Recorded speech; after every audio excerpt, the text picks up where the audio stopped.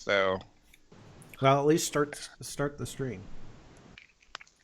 Well, that's your business. Turn it on. I did. Speak nice to it. I'm getting I don't know. notifications all over the place saying we're live. wasn't that special? I got 2 notifications on my iPad. I got 2 notifications on my iPhone.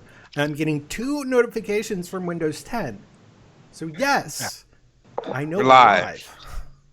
Well, How's good. how's the sound quality on me right now? You're fine. Yeah. Okay.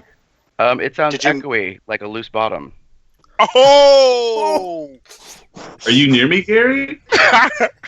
See, now there's a clap back. Gary, you said you wanted a heart-to-heart. I had to get there some way. Oh! Where's that music coming from? Excuse me, I need to go get some tea. Gee. I love how people try to throw shade about shit they don't know nothing about. It's just all rumor and conjecture. So they decide to repeat it like the Grand Canyon, nothing but an echo. Oh.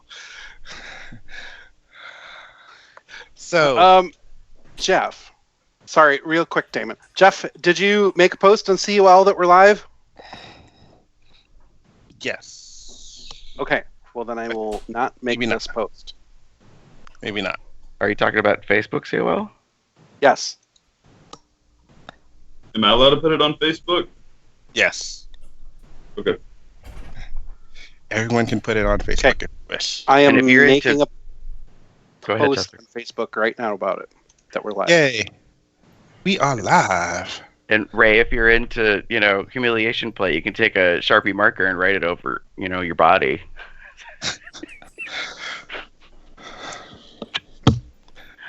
It's a thing.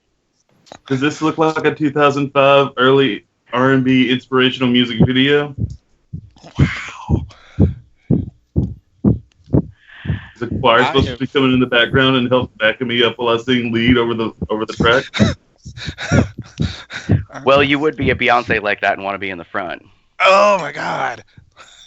I was referring more to Christina Aguilera, "I Am Beautiful," but we'll go with that. Bae, who you kidding?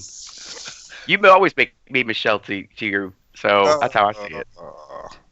Look at this. I'm just going to get on my tablet and look at random things. At least it's better than being a Kelly or that fourth one we don't remember. We don't talk about her. Except who? What was that on recently? Damn it. That was on something recently. It cracked me up. We don't talk about her. And I was like, whoa. Oh, it had to do with Drag Race. Oh my God! You all have been seeing it, right? What, What, watching Drag Race? season 9? Yeah. It's not like there's a show called COL Drag Race Tea Time. Look, I didn't know if all of you all were watching it or not. I kind of want to see the one that just aired, just because of the blowout of preview drama with the that one came guy and the bald burly guy. He wants to see Sarge and Brady get done over in drag. That's nice. Well, I don't want to see him get done over drag. I just want to see him. well. We'll be talking about that tonight. I will just say, Valentina should have just snapped her leg and came back on season 10 with Yuri. Come here. Okay. Damn. Okay. Well, Alright. maybe you need to have Ray in the You're gonna show shower now. here. Have fun. Record it. Anyways, where was I? Wait, what? Nothing. I'm so confused. Why is Chester saying to go have fun? He's talking to Evan. Duh. Oh, for the love of everything. There's another person in his place. He was just talking about everything. Which is usually KJ, but I was like, I thought he was talking to one of us. And I was like, wait, what? Well, anyway, if there's no more further whatever. Hey, should we do a show? Yeah, maybe we should do a show. Maybe a show. Oh, I was busy thinking the Muppets. Anyway. Are we red eye? It's the COL show tonight. Bum, bum, bum, bum. You know, all this is going in the after show in the audio, right? Yes. And this is Duh. recorded for posterity when it's posted to YouTube. Hey, for those of you that are watching us live right now, this is how we get shawarma. We just say all sorts of bullshit, and it gets tagged onto the end. Anyways. It was a 3-hour show celebrating all countries, but mostly about America.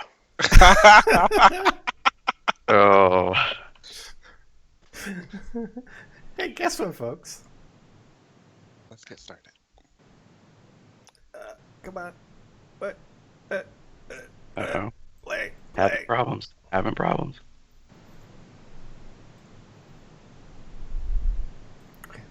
Let me restart my soundboard. You're like those people that you're in the middle of having sex, and they're like, I'm getting close, and then you're expecting it, and then Like nothing 10 minutes happens. later. 3 hours later. Like, come on. Oh, nay. No. This one or both, right in straight for the button. Knock that out.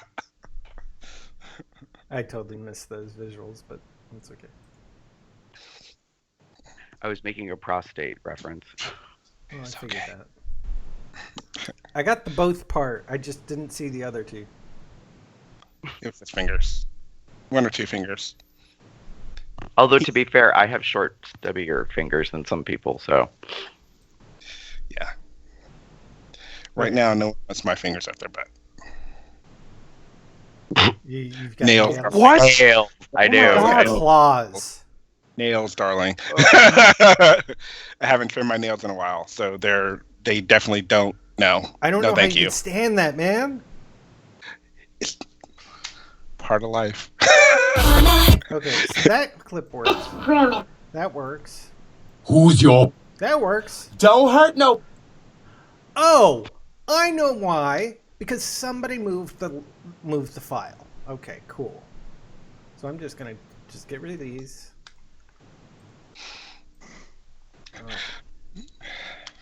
I'm looking I cute looked at today. the sound files, and 2 of my in the theme song files moved.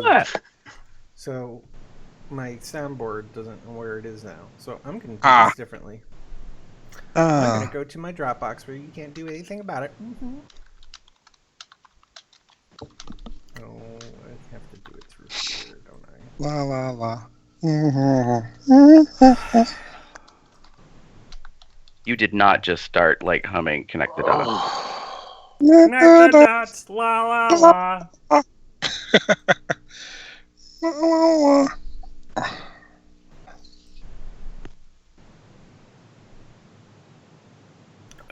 Where are they?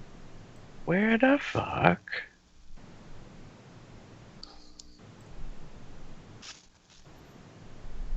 Okay, I haven't read the article. Have y'all seen the headline? Bizarre study claims eating too many chicken nuggets can turn you gay. I've seen the headline. Wow. Yes, I read the article. I know. I think it's clickbait. I'm not clicking through, but people are sharing it and finding it hysterical. And I'm thinking, have you had chicken nuggets? I have when I was younger, not from McDonald's, but, well, not from McDonald's in a long time. Flip your camera again, Ray. Huh?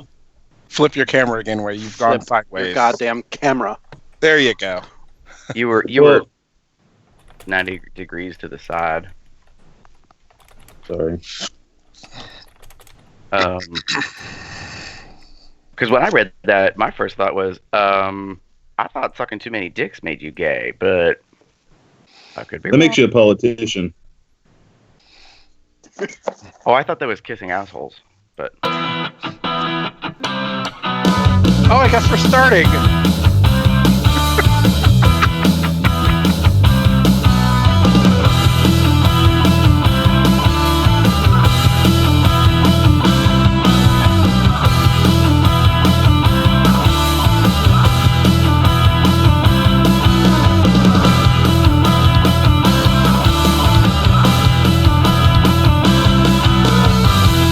It's Sunday, June 4th, something or other. I'm Jeff. Who's your bear? That's right. I am your bear. I'm Damon. I'm Chester. This room is a pigsty, and you're a dirty pig boy. That you are. Oh, and by the way, I'm Gary. Don't hurt nobody with your bad self. Welcome to Comes Out Loud, the Bear Podcast of Indeterminate Length, where a shit ton of shade has been thrown well before the show even started. It was amazing. And to help us with that shade, we have Ray! Mr. North American Bear 2016! Ah! All right, well, wait a minute, hold on. I have a thing.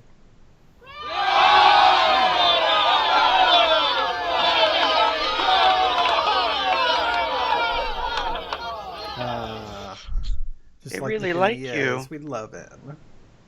Anyways, let's find out this.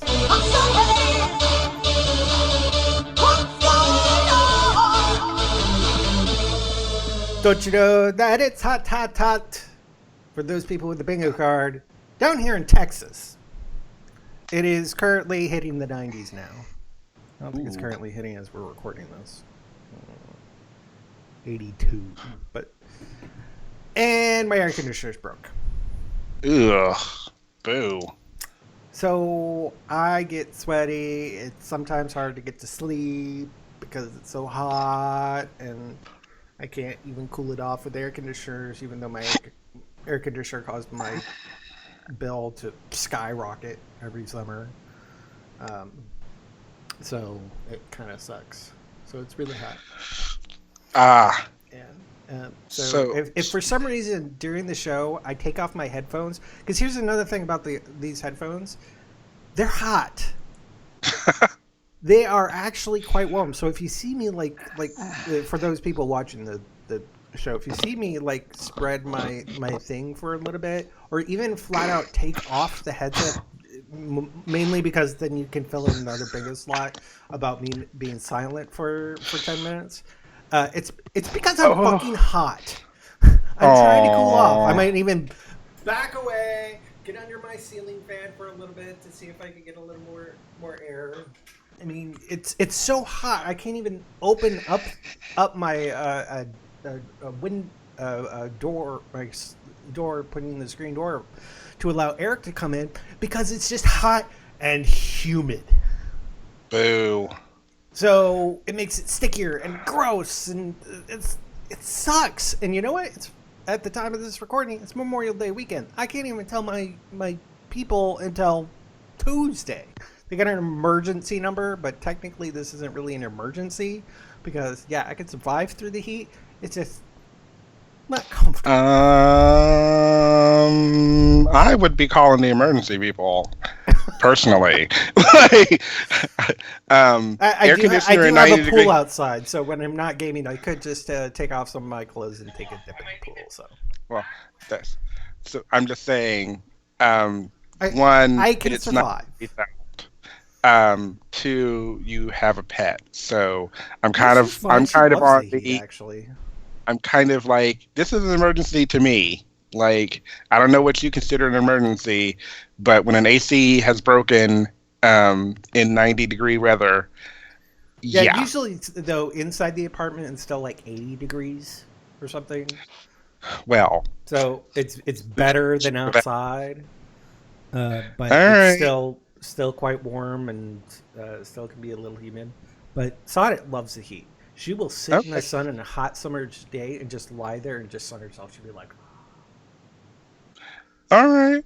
Well, if I had let her onto the porch, she'll just lay there and enjoy it. So Sonnet's fun. Just put it out there. Yeah. But, Welcome to Do the what you have to Texas do. summer, folks. Damon, what's Do what going you on with you? So I was going through some old flash drives this weekend, and I found a Porn. no. Oh. No. Actually, what I found was years ago, I started writing a bear-themed Sex and the City story, kind of. I had 4 characters that were sort of loosely based on the characters from Sex in the City, but they're all bear types and what have you. Can I be Samantha? No. Can I be Carrie? No. I already have the characters. They're all made up. Well, mostly made up. But it was fun. It was based here, and it's actually based here in Cincinnati. So it was just a very fun thing. And I thought I had lost it when my old computer kind of died on me. So, but I realized I had thrown them on a flash drive. So I've been looking at them again, and I'm actually rewriting the third one as we speak. So I don't know what I'm doing with it. I don't know where it'll go, but the fact that I found them again is kind of cool. So I'm looking forward to working on it again and seeing where it goes. I had ideas when I was first started writing them that are still kind of running around in my head, and the fact that I was able to find them again is kind of cool, because then I can put everything back in perspective. So yeah, Nice. Well, it's kind of fun. Little nostalgia moment, because I realized I started writing them, at least the last time I hit them was 2008. We have a Father's Day episode coming up. Are we going to hear like a little excerpt out of one of them?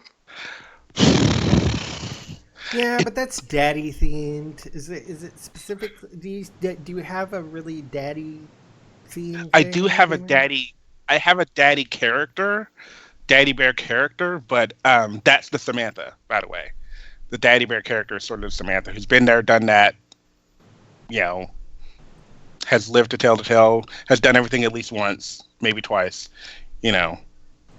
Anyway, but I don't think I have anything in specific that could work for the COL Father's Day, Daddy's Day, Daddy Bear theme thing. So fair enough. Yes, sir. All right. Let's see. Because of when we are recording this and airing this, I will have gotten through Tidal Wave Weekend. Yay! Hopefully.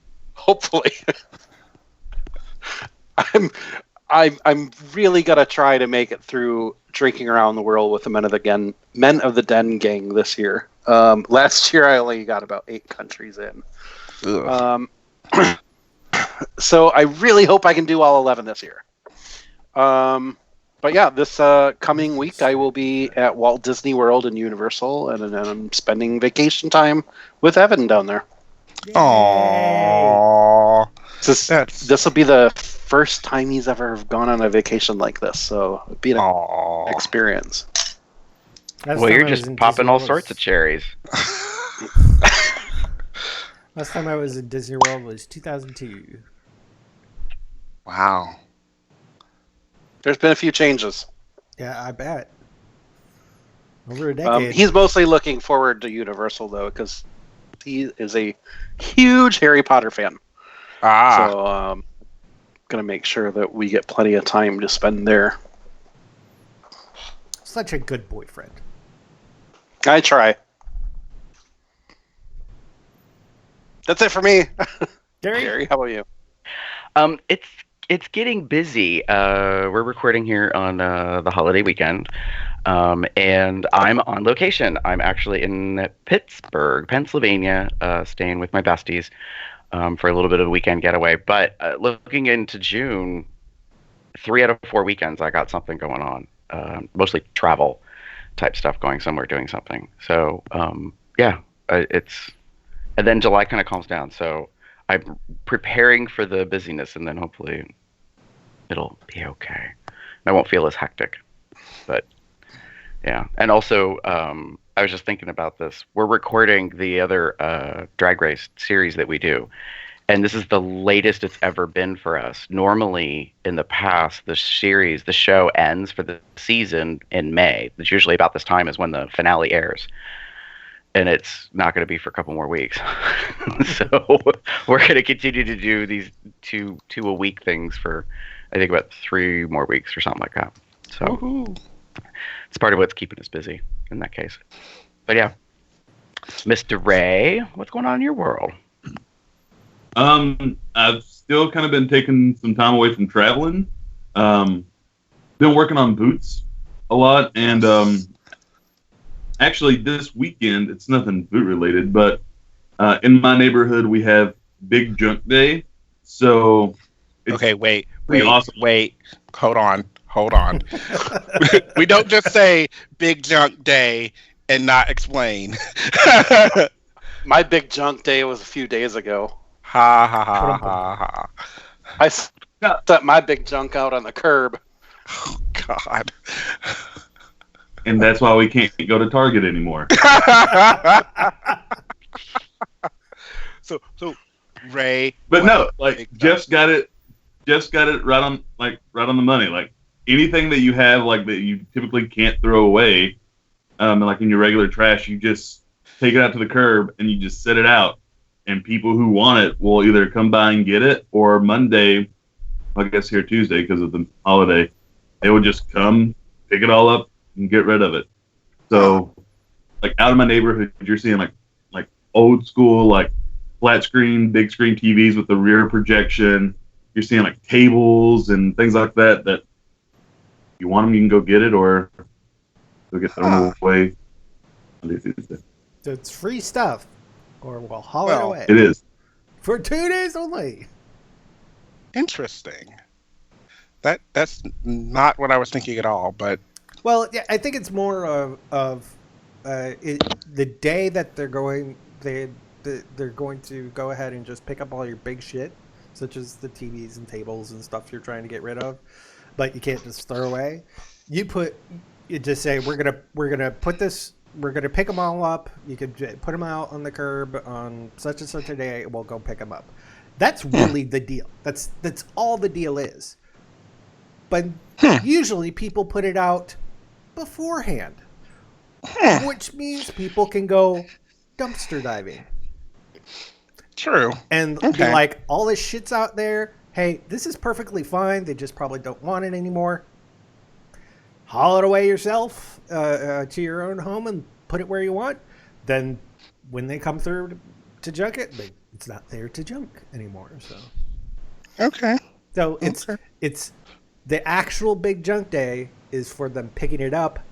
Everybody else can have a field day if they need to. And it's basically dumpster diving, except no dumpster. Mm-hmm. Cool. Anything else? Other than that, like I have a friend visiting from Raleigh, North Carolina, and so I think he went out to go work out and get food, and then at some point we're gonna figure out what we're gonna do the rest of the weekend. Cool. Sweet. All right. So guess what, folks? It's that time again for our commercial break. So if you missed it, we do stream these lives each time we record them, so you can actually see the show, preview the show a couple weeks in advance, or a week in advance, or whenever we record it. So keep watching, subscribe to us on YouTube. But I'm the one who's doing the streaming. My computer is like 7 years old, and it really needs an upgrade. So I got a GoFundMe, which you can see the link below if you're watching the YouTube channel. It's gofundme.com/COL stream. You can go there, donate for that. We already got some donations. Thank you. I've got it all saved away so that if we get up to the point where I can actually make the purchase, I can do that. Only like $200 in, and just looking to get more to that. So please go there and donate if you want to see a better COL stream. Also, I'm wearing, I don't think anybody else is, but I'm wearing one of our COL t-shirts, which you can get at Zazzle.com/cubsoutloud, or go to cubsoutloud.com and click the COL merchandise link. There we have a whole bunch of stuff, poker chips, mugs, t-shirts, sweatshirts, all hats, key ring things. And why is Gary shaking his head?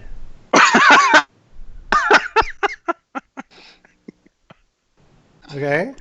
What? Huh? And Gary is wearing his shirt. I couldn't see the logo on your shirt. Anyways. So Gary has the shirt on. has the shirt on. And as you can see, you can get the shirts in multiple different colors. You can customize them however you want. So check it out at Zazzle.com/cubsoutloud or just Cubs Out Loud. Click the COL merchandise link. As Jeff was saying, don't when you go there, pay attention because technically there's 155 different designs of a type of a shirt that you can pick from. I know that sounds crazy, but there's sizes, there's colors, varieties. Brady Pup Tibbers, he got the ringer style, so like it has the band on the arms and around the neck, kind of like what Chester's wearing right now, even though it's not our shirt. But that's the design style. They got 3/4 sleeve hoodies, all sorts of stuff. So just kind of pay attention because I ordered some newer stuff when they had a 30% off sale. So yeah, there's always seems to be a some sort of code to get help. But we also have recently we added pins. So if you just want to have a pin to pin to your shirt or put in your luggage or something to flash a COL logo.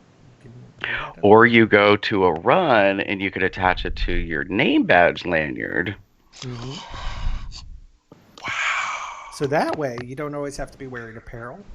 You got other swag. Is it like hats? Mention that. Or if you're going to a jockstrap dance, you can just put your COL pin on your jockstrap. There you go. Because we're all about I you. Want a pin. Unfortunately, they don't offer jockstraps in Zazzle. So But they all do we got. offer underwear. So you can get Boxers. Cubs Out Loud boxers. Yeah. So, there's options. Show it on your ass. Mm-hmm. I think it's time for some of this.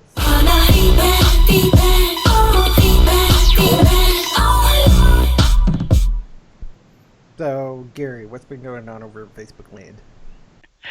A lot, but we haven't. I don't think we've done feedback in almost a month. So, well, we did like one whole episode, and then like we hold off for a little while. So here we go. We would like to thank the following individuals for liking us on Facebook: Peter Griffin, Christopher Ellers, Tom Schneider. I wonder who that is. Schneider. I met him at COL418, so shout out to Tom. And we have a like from someone who I believe is overseas, and according to Google Translate, it's Hassam El Badri. We also got likes from Corey B. Brown, who I met at COL418. Jed Riley, who I know, who happens to be besties with AJ, so that's pretty cool. John Davies, hey John, and Justin Bond, Arturo Rojas Bear, and Cubby Christopher Prado. Or Prado, I think it's Prado. Aww. So yeah. Then we got a couple of comments on Facebook from Paul Hobby regarding COL408, Would You Rather Hardest Sex Ever? He kind of gave us a funny comment post that started a little bit of a thread, but what it is he said, in the spirit of the Marianne or Ginger debate from our Would You Rather show, he said, let's go Little House on the Prairie and ask Merlin Olsen or Victor French. And then he posted pictures, so there was a little bit of back and forth about that. So I thought that was pretty cute. And then from Eric Lundgren regarding COL417 co-hosts Pup Shutter's pick. So there's a picture of Damon, myself in the middle, and Chester. It was at the cigar deck, which was a garage, and it has a great, like, kind of a rainbow kind of colored lighting thing that was going on in the background. And so the comment is, damn, Gary, that short? Yeah. Or is it more Damon and Chester that tall? Well, I'm 5'9". I'm 6'1". Yeah, and so when you're 5'4", you look minuscule compared to, your two co-hosts. And so I'm the one under the Cubs Out Loud profile that said no comment in reply to that. And then we did get a Facebook share, which is pretty cool. This is from Timey Wimey a week ago. Tom Fleetwood shared COL416, the LTAK Consent and Respect to Part 1. And he said, how fun with Biz Tammy. It was cool hearing you on this podcast. I suggest everyone take a lesson. Nice. Yay! So, yeah. Pretty cool. Always good Damon, sharing. what about YouTube land? So over on YouTube, we have 2 new subscribers. We have a UG Cow and a Gabriel Garzon. Welcome. Maybe you're watching us right now as we stream live. Maybe. There we go. All right. So over in Vimeo, which honestly we really haven't used that much. But hey, Actually, the last time we used it was during the original series. So the TOS days. Because we're still TNG. Anyways. Terrence Jones started following us there. So welcome. Hopefully you might pop over to YouTube. Anyways. And over in the Bear Underground, Andy Bear says 21 says hi. And Otter Day says, thanks, Damon and the rest of the COL crew. I finally got the chance to catch up on some of the podcasts this episode and appreciated the shout out during the feedback episode 412. Your podcast is always fun, even when discussing serious topics, and I can't wait to hear more. If you're looking for some ideas, I'd like to see a poll option for the Would You Rather episode so the listeners can play along. Wolf Day. Regarding the polls, I could do it. It would just be a lot of work. it works. So, All right. I just don't want to do that. Chester? Over on Twitter, we got 2 messages from GBearTrucker65. The first one is listening to the manly goodness of Cubs Out Loud podcast, episode 415, 2017 summer movies, hashtag Tumblr for ya. And then another one, it says listening to the Barry Hot at Cubs Out Loud podcast, episode 413, bare necessities, hashtag empty lube packets. Nice. We also have a Twitter follower, a Mr. GN Snyder. Oh, welcome. Wonder who glad you're that following is. us. Finally.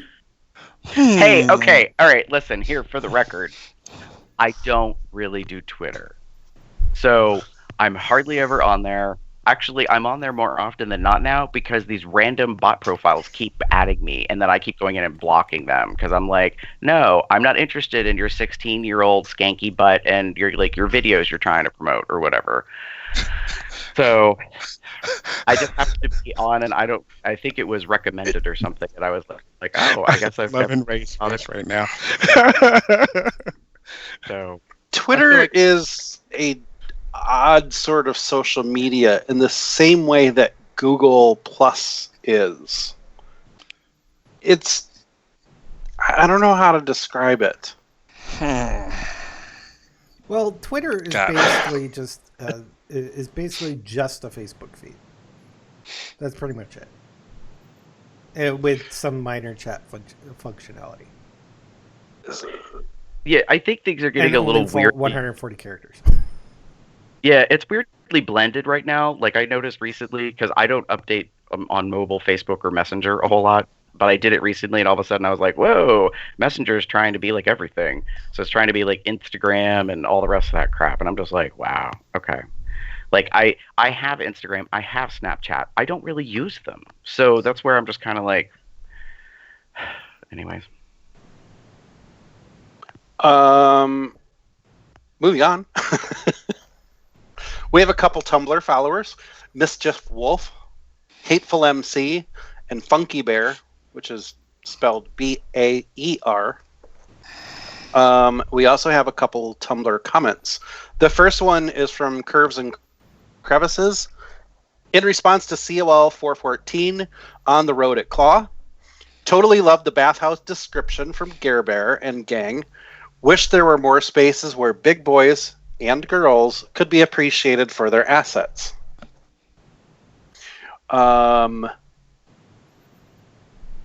This one, it was a reblog from BearSwag69. He has more responses to... there was a post that I made with Fox Bear's responses to our Would You Rather episode, the hardest sex ever episode. And BearSwag69 reblogged it and added a few more responses in response to Fox Bear. Got it. It's getting meta. Yeah, it's getting meta. I'm trying to keep it together, and it's. And then Bobby Bear 2 said, 3 handsome guys, and that was in response to our photo from the cigar deck at Claw. And I've got a link to the photo. Is that the one I was just referring to where I look short? Yep, where you look short. Because you are, Blanche, you are. Anyways. Yeah, 5'11". This is a weird photo. Anyway. You're 6'1", Chester? Yep. And I'm pretty sure I had my boots on, so it's probably more like 6'3". I've always anyway, I've always been told I'm 5'9", and I've done a couple of things, but I've also been told before that I was 5'11". Girl, I'm pretty do you have sure a tape you're. measure? Yeah, I know. I'm pretty sure you're You'd stand more next to closer the wall, put a 5'11". pencil mark on the wall, and measure the height. Yeah, like we do with kids when they're having a growth spurt. You just Or- totally want to know. Or next time What you they're have arguing. your annual physical, you can ask them to measure you, because usually that scale initially has a height measurement thing. Or you could just ask your husband. Yes. Get out the measuring tape. I need dimensions. Dimensions. Don't even tell him what it's for. Just go up to him, open it up, and say, "Hey, I need to measure you really quick." Wow, I need you to measure me. Oh my God. Okay. All right. Okay. Anyway, moving on. It's that time. Gary. Yes. It's that time. So this week's topic actually comes, it was a suggestion by Chester in a conversation he and I had at one point, and it actually ties back to a post that he put on Facebook at the beginning of the year, I think, actually. I didn't realize it was that long A while ago. But what I'm curious is, Chester, do you remember what prompted to ask the question? Like why you kind of did a personal poll with your friends about this topic?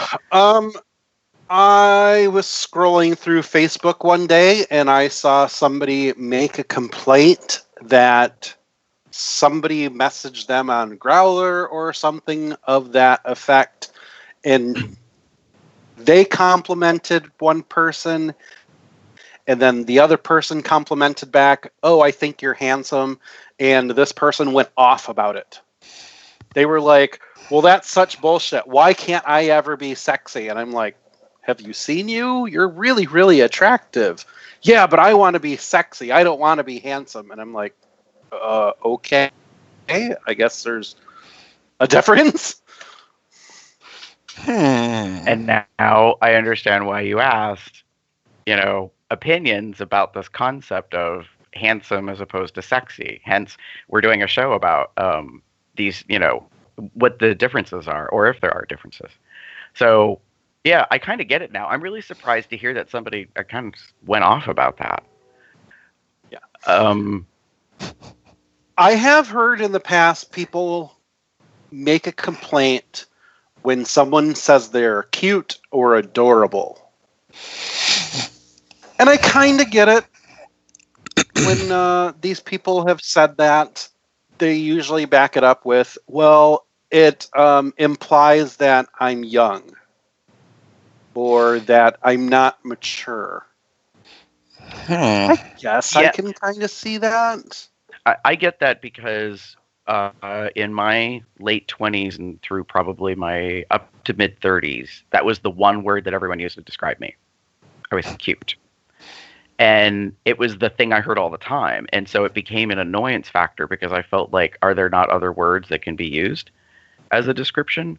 And what I think it started to do is this impact. And I kind of understand where you feel like, am I not anything else? Am I not attractive? Am I not, you know, intelligent, funny? You know, which sometimes you get that, but cute is very much a physical kind of thing. Do you know what I mean? Like that's how someone sees you, and I think that's something that younger guys probably, you know, get labeled with if they are shorter. Because I don't think I've ever seen somebody who's tall be described as cute. I think it's like it's kind of almost like maybe it could be interpreted as like you're diminutive. I don't know how to explain it. So I know for me it was a trip trigger for a long time. And someone actually said to me, "Why are you so bothered by this word?" And I was like, because I just think I think there's better words to choose. But you don't want to seem 25-cent word. You don't want to seem braggadocious. Like you don't want to seem like you expect out of yourself. Yeah, like you don't want to tell people what you should be referred to as, if that makes sense. Like that seems very egotistical, very self-centric to be like, you know, why am I not this and this and this? Like, why don't you use these words to describe me? Because, you know, it's them using their opinion to describe you. So you would think that would, you know, come up with something else. So I kind of wondered about that in terms of this, because I know it was handsome versus sexy, but I wondered, you know, if people use cute as a substitute instead of these words, maybe because they don't feel as comfortable or they don't know the person. I know part of this comes into it, and I think we'll get into it, that people think handsome and sexy are more personal and more intimate and potentially are used as compliments that may lead to something else. I kind of get what you're saying, that, you know, that there's other words that might be used, because I hear Bubba a lot, and I don't like that. Can you hate I don't use Bubba as a term of like when I'm communicating to somebody. But Bubba is kind of how I would use it more as a description of the look more than how I like it. Like, I think handsome and sexy are kind of like a quality and adjective to how you look. When I think of Bubba, I'm thinking more of like that more redneckish look to that person. So that's how I describe them. How I think of that Bubba. Wow, that's a sexy Bubba. So I would never say, "Wow, he's Bubba," like as if I'm saying he's handsome or he's sexy. It doesn't work that way for me. It's more of a different type of descriptor, I suppose. So there's another descriptor that a lot of my English friends would use, or if I were talking to somebody on, say, Growler, and they were English, and they would kicking myself because I can't think of what the word is now. But anyway, that's another one that I don't like. I wish I could remember what they say. I'll find it. You had it memory wiped. Yeah.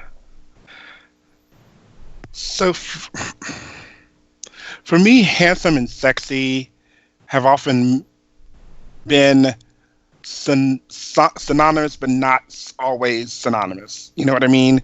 Like, I usually, if I'm on Growler or whatever, I will use that because they have it as a growl, like, hello, handsome, how are you? It's my icebreaker. It's my way to, like, say something. I find you appealing in some way, whether it's, hey, you've got a nice face, or you got a nice beard, or you've got a really great looking chest, or whatever. It's my way, and it's my way of inching into it without implying that I just want to jump your bones. Maybe I do, but I'm trying to be, I guess the best way to put it is, I don't want that to be the first start of every conversation I have. I hate that everything has to be like sexual. So handsome is kind of like the like everyday nice descriptor, while sexy is like I want to jump your bones. Sexy to me is the if I'm calling you sexy, we have talked for a little bit. That's not how I'm first talking to you or saying something to you. I maybe I do think that way. Maybe I think you're sexy, but I am not going to immediately throw that on you, because to me, that, as people were saying, and as I was looking through Chester's post, sexy definitely implies to me that I want to have sex with you. And even though that may be true, if you're not interested, I don't want you to feel uncomfortable telling me that you're either not interested, or that you don't want to do something, or that you don't find me sexually attractive, or what have you. I would rather you say, I keep handsome as a, hey, I'm giving you a compliment and I'm leaving it at that. It doesn't necessarily have to be or mean anything. If it does, let's keep having the conversation. If sexy kind of pops in there, it's sort of my way to kind of veer that conversation, but I'm not using it right at the jump. I want to have that conversation, and if things are leading in that positive direction, I'm going to go, okay, let's see if I throw this in there, or add another compliment, or something along those lines. So sexy to me, I guess, handsome is the starter, and sexy is the if we're going that route, let's go that route. It's sort of the continuing on, the last lap, as it were. That's my personal thing about it. I will take either one. It sounds really weird. Like, if you find me handsome, you find me sexy, but that's more of a personal, like, ego thing. Like, I like being complimented. So when you compliment me, I'm going to respond. Like, I might blush if you call me handsome, if you call me sexy, depending on if there's and that's the other thing to me. I guess I'll say this.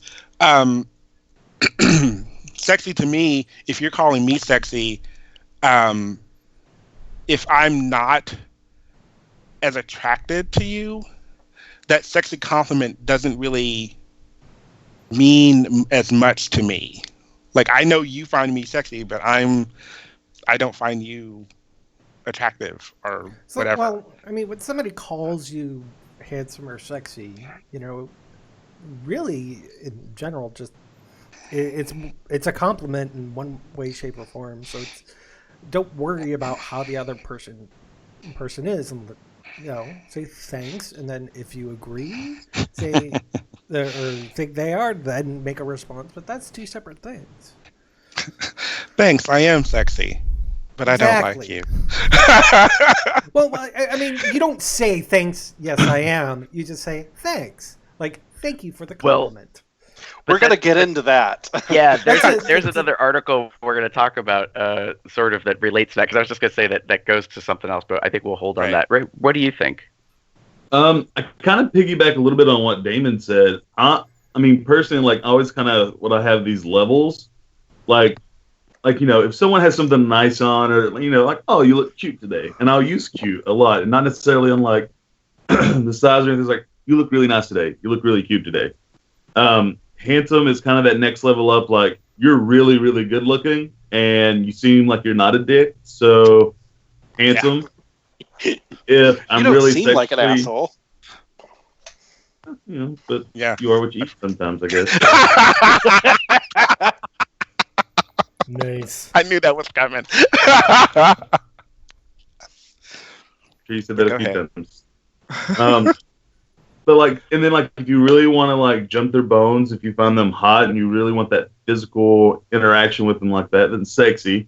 And then that one level that I use sometimes is someone that's just so out of this world, jaw dropping, like, you just want to, like, I have no problem saying you are absolutely beautiful.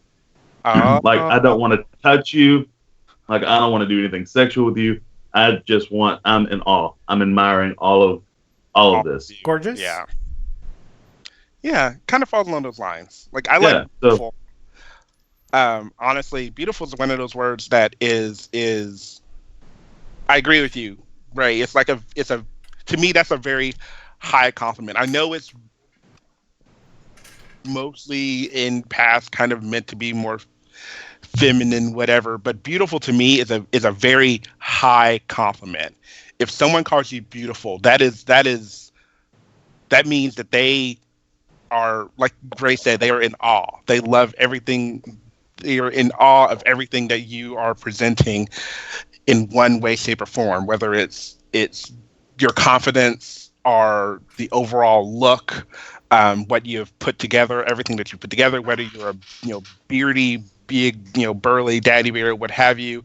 Yeah, if I've ever if I ever call someone beautiful, that is mad respect for them. Like, I can't even, like, I don't even want to necessarily do anything with you. I just am in awe of seeing your presence.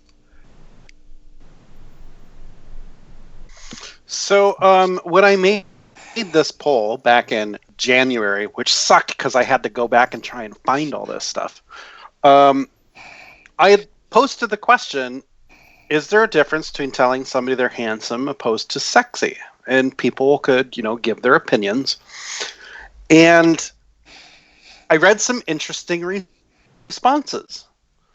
And I'm actually going to read these as quotes. One of them was our friend Gunny from New York. He said, "I've always found handsome to be less sexual, less of a come-on, and also more masculine.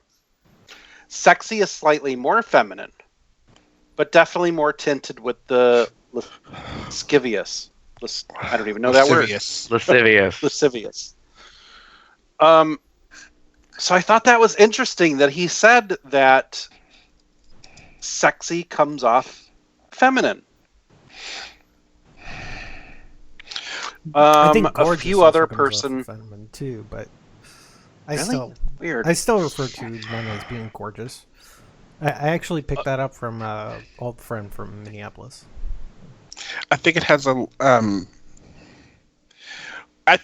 lot to do, if I'm Gunny, and please correct me if I'm wrong, Gunny, is that sexy has always been attributed to, like, the Playboy model, the hourglass frame, the very, like, soft appeal. That's one of those things that it's kind of always been connected to. Sexy is like that. It's meant to be. Again, it does tend to lend. It has, at least in the past, lended to feminine. Now that's, I think, just mass culture, not necessarily gay culture. I don't think that if this were just a hetero or homosexual world, I think sexy would be attributed to more male inhabited traits. I know that sounds weird, but that's what I'm thinking of.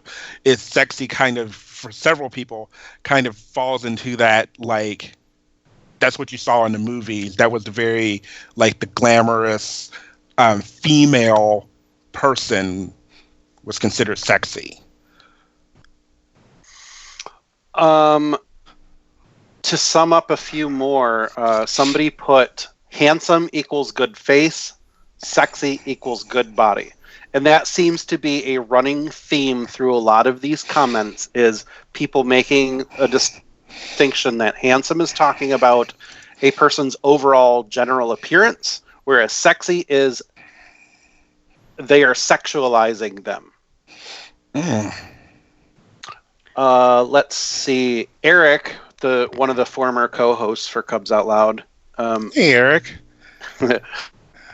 He had wrote, handsome acknowledges a general attractiveness regardless of whether or not you're into them. For instance, Chris Evans is handsome, but not at all sexually desirable to me. I can relate to that because there are a lot of few people in my life that other friends of mine fawn over these people. I see why. I look at that person that they're fawning over, and I'm like, yeah, I can see why you're attracted to them. That person is handsome, but I have no sexual desire towards them. And then people look at me like, what? Really? I'm like, yeah, it doesn't really turn me on. Yeah. Very handsome, but I don't find him sexy. Yeah. I mean, that's kind Exactly. of that's sort of the idea. I get that. I really like that. That's a really good way to put it, Eric, is that sometimes you can find a lot of people handsome. You don't necessarily want to be have sexy fun times with them. You don't necessarily have to. Um, yeah, I've run into that. I find a lot of people handsome. There are different qualities, especially in bear men, for me, that I immediately find interesting, attractive, handsome. Um, However, that doesn't necessarily mean that I'm going to want to. The next thing is going to be we're going to have sex. Like I don't. It doesn't need. Doesn't always mean that. So you think Um, that handsome is more of the general looking good, a description of somebody who looks good. Well, sexy is more of the same thing, but more of your sexual attractiveness. If when that I makes was any sense. younger, and I still kind of use this as I aged, um, we would get into discussions about being bisexual, or if you ever find women attractive, or you never want to have sex with a woman, or anything like that. And I used to say, look, I can find a woman attractive. It doesn't necessarily mean that I want to have sex with her. In the same vein of, I don't find guys that are a certain weight or a certain size sexy. I don't want to have sex with twinks. I don't find them sexually appealing. In the same way, I don't find most women sexually appealing. It doesn't mean that I don't find that person attractive. Because I can look at something and it sends off sparks of, oh, this person here is attractive. I can see why they have good, or I can see their good physical features, things that are aesthetically pleasing to me, but it doesn't turn me on. Right. I agree with you on that, Chester. When I first came out in college, I came out as bisexual. And unfortunately, Buy the now, group pay of people later. I was, unfortunately, at the time when I came out, the group of men I was around all instantly were like, "You're gay," and I found that very troublesome. It was very dismissive. It wasn't supportive, and while ultimately that was true, it was bothersome to me Yeah. because I do believe in the spectrum of sexuality, that there is all sorts of different points on it, and that there are people who are mutually attracted to, if you choose a binary gender concept. So it just kind of bothered me. And at the time when I first came out, I was like, I find women attractive and men attractive. That was my concept. But then when someone actually kind of talked to me about it without it being this judgment, they said, but would you have sex with a woman? And that's when I kind of thought about it, and I was like, probably not. Like, it's not the thing that I'm interested in. So I still find women attractive and beautiful. I just, it's kind of like artwork. I Hmm. can see it, I can appreciate it. Doesn't mean I have to do something with it. Yeah. So yeah, I think that's one of the things. I mean, the big thing from the thread, I feel, is that a lot of people use handsome as more of a general term, and it's not. It's just meant to be a compliment. It could be like, Damon, I agree with you. I think in terms of degrees of interest, or as a gateway into conversation, be a compliment, that kind of stuff. Handsome can ultimately lead to sexy, that kind of stuff. And I think that's part of why I don't respond well when someone starts off with that, meaning sexy. I'm like, it just feels abrupt, especially if I don't know them. Like, Yeah. I've never met them, so you get your, online app profile message, whatever, and it just comes out of the blue, and they're kind of like, "Hey, sexy," and it's kind of like, well, obviously, I'm interpreting that message as there is one thing on your mind at the moment. Yeah. So I think, that the biggest thing I feel is that everyone has different versions of definitions. And that's the complication when you're trying to communicate something to another individual, is you don't know how they're going to receive that. So, for instance, on the thread that Chester had, someone said, in my opinion, cute is a higher compliment than sexy or handsome, which I And think then is hold on. So I think it's funny because I've never thought of it that way. So that's an example to me of how someone thinks, they put them in a different order. Basically, they feel that there's different, I guess, grades, levels, whatever. So I think that's the biggest takeaway for me was, yeah, we all might use the same words, but it doesn't mean that the message is being received the same way. Yeah. Like for me, cute is very much for me, cute is kind of below handsome. I know that sounds weird, but like cute is like, aw, you're so cute. Like I want to like, I don't necessarily like you in a like physical manner, but you're just so adorable that you're like oh, you're so cute, like oh, like a puppy, like oh, it's so cute. Like it's not nothing else is there to it. Like to me, like if you call me cute, I'm like oh, thanks, but that to me means you just like something about me that's adorable. Like oh, like that's so what I and when adorable I are the same thing to you. Yeah, like that's not For me, cute and adorable makes me want to hug him and squeeze him and call him George. Yeah. And usually, if I'm going to end up hugging and squeezing them, I sometimes slip my hand under their clothes, and sometimes the clothes come off, and it ends up getting into sexy time. So cute, adorable is sexy to me. Hmm. And so if somebody says I'm cute, I'm like, thanks! And maybe things will change from there. But it's a great... I mean, to me, any of these compliments to, sexy, handsome, cute, hot, adorable, gorgeous, beautiful, all of them, at least if somebody says it to me, or even how I use it, they're all the same to me, honestly.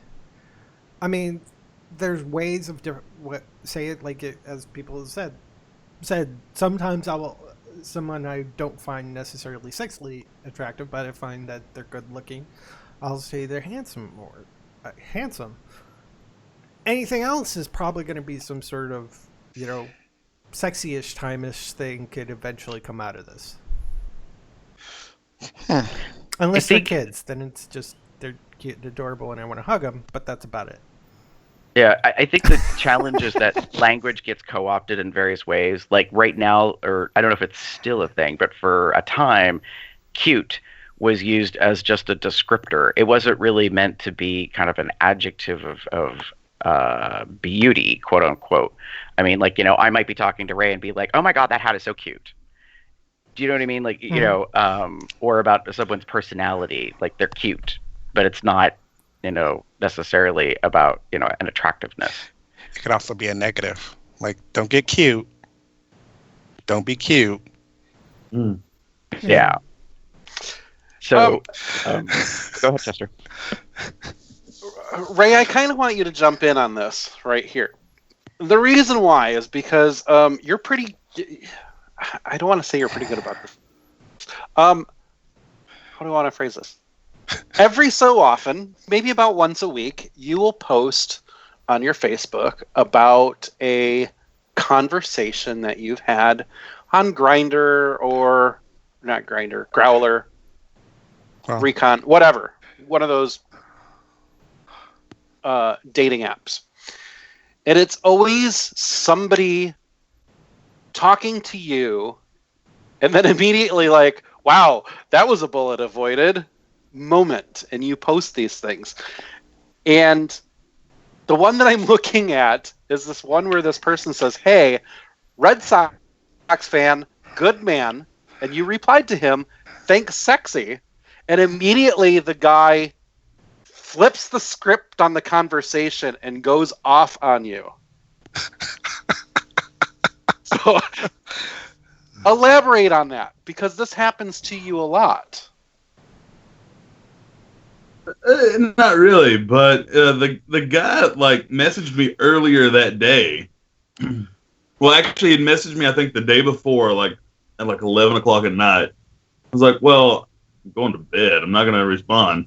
And then I went to work and I was working away, and he got a message from him, but I never responded or anything till later on that night. And I was like, oh, thanks, sexy. I mean, he's a really good looking guy. This daddy bear, like thick, like visiting from Canada, and then found him very sexy. His pictures were unlocked also, so I was like, well, I mean, there's your dick, so and that's nice too. So when I said thanks, sexy, I guess the fact that it took a while for me to respond may have done it. But the other thing is that after I'd finished that conversation with him, or after I made the post, actually, another friend messaged me that was living in my city because the same guy was talking to him and did the exact same thing to him.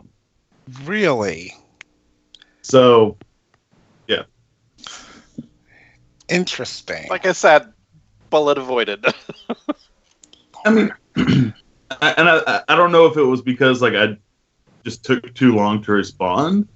But I mean, I don't know. That's kind of what happened. Yeah.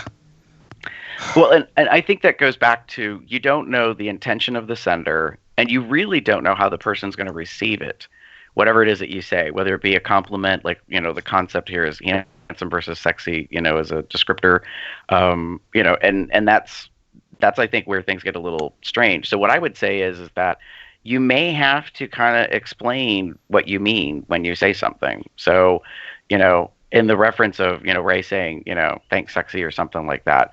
And this guy, if he goes the direction he did or he goes in a different direction, Ray may want to, kind of redirect things and explain, like, it's just a compliment. It's not a come on, blah, blah, blah, blah, whatever it is, to help them understand. Because I think where obviously some of the communication falls apart is that it's written.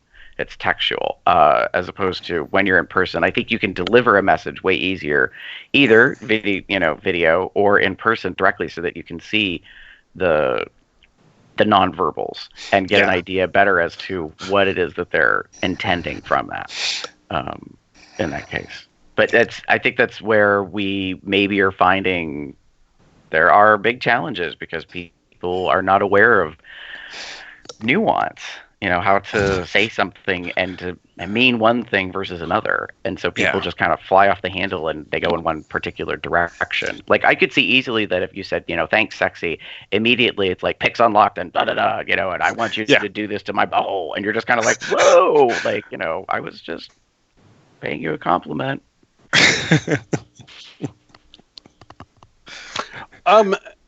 So saying it that way, Gary, do you think that some how do I want to put this? Obviously, onus needs to be put on the person sending the messages. But do you think that? Fuck, I don't know. Remember what I was going to say about that? Huh? Do I think that some of it also goes to the receiver? A little bit, yeah. Like when we are responding, if somebody sends you this compliment and you're receiving it, do you think that we, as the receiver, should put a little bit more thought into our response? Because there are times where somebody will send me a message.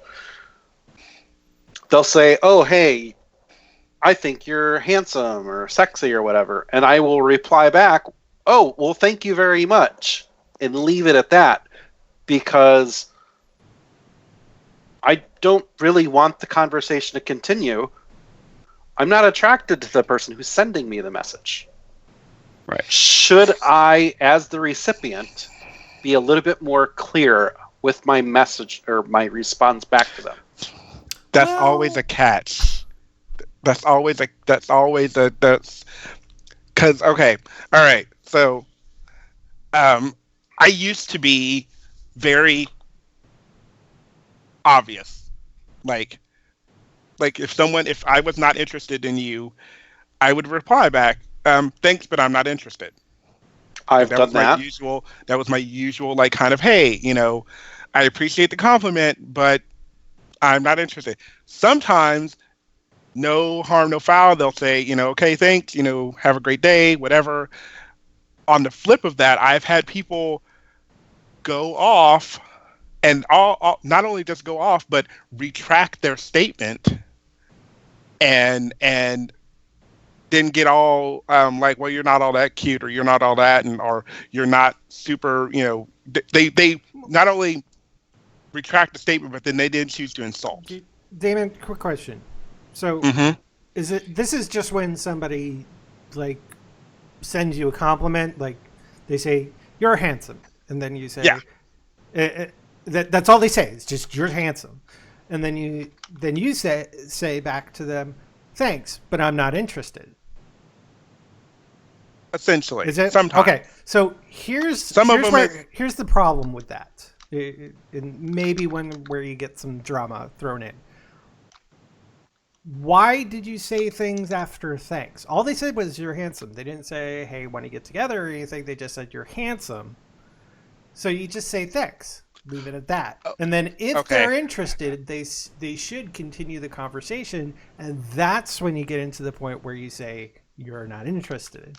It's taking the fact of whenever somebody compliments you, it means that they want to have sex with you or something, even if it's on a growler or anything. Let me give more back story. Mm-hmm. I read profiles every time someone messages me. Yeah, and usually something in their profile gives me what they are after. If their profile is just talking about, I'm looking to get laid, I'm looking to have sex, or I'm doing this, or I'm doing that, or I want you to fuck me, or what have you. If that is all their profile says, I know what they are online for. So even if their compliment just says, you're sexy, you're handsome, what have you, I know why they're complimenting me. But I am trying to squash I know what they want by what their profile says. I get what you're saying, but you can avoid a lot of drama by not trying to cut it off before it starts. Because I bet you anything, just try to experiment with this. If somebody compliments, you're not interested, just say thanks. That way they know, hey, you appreciate the compliment. And that's really all you're really communicating there. If it continues, if they reply back that they start wanting to get into you, then you say thanks, but I'm not interested at that time. But I think you're being premature in you're trying to cut them off. Yes, read the profile. That's fine. Then that really determines whether you're interested or not. And if you're not interested, don't even say anything about it. Just say thanks to the compliment and move on. Because a lot of the times you're going to say thanks, and that's the end. So what I was saying was I was used to say thanks, but I'm not interested, and I get the negativity back. Now I do say just thanks, or I actually say thanks, man, period. And that's it.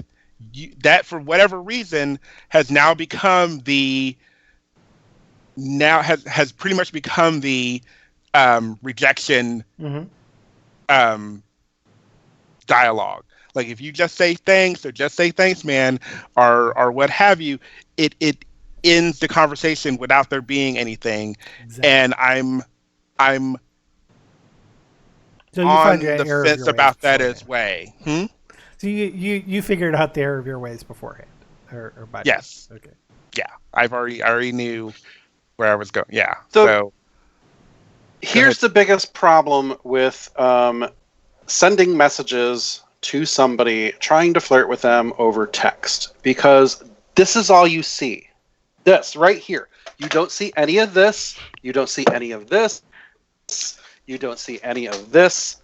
You hear no tone in my voice. You hear, there's nothing there but words on a screen between you two.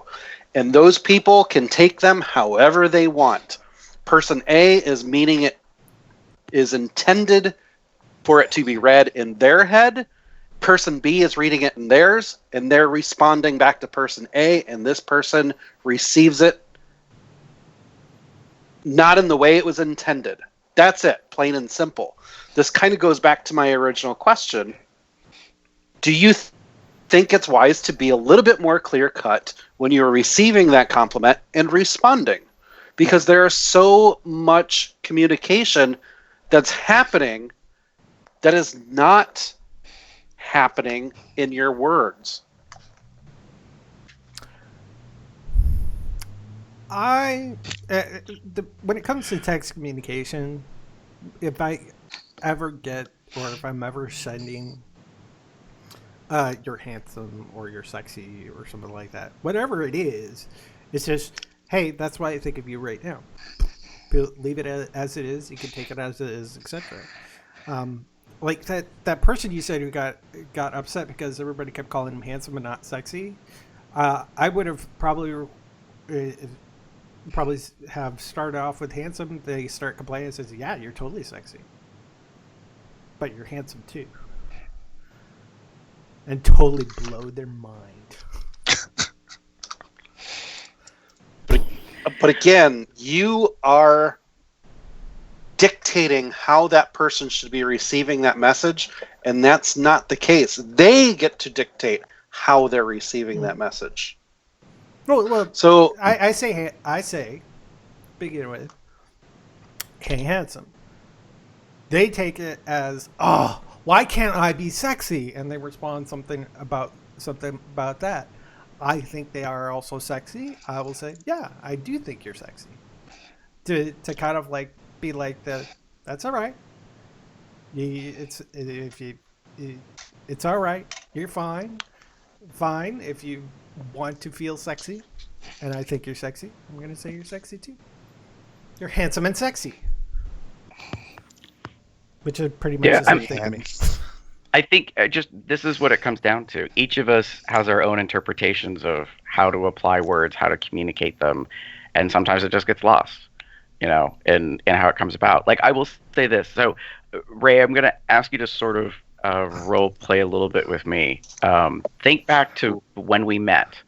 It was the night that you got your title at North American Bear in 2016. Okay.